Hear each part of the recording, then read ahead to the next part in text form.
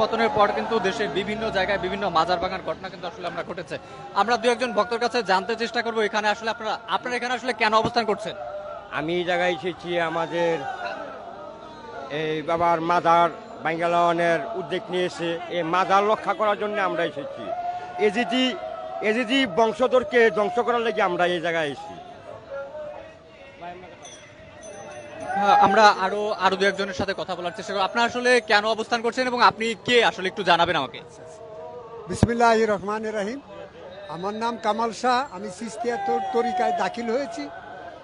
আমরা এই দেশের সন্তান, বাংলার সন্তান।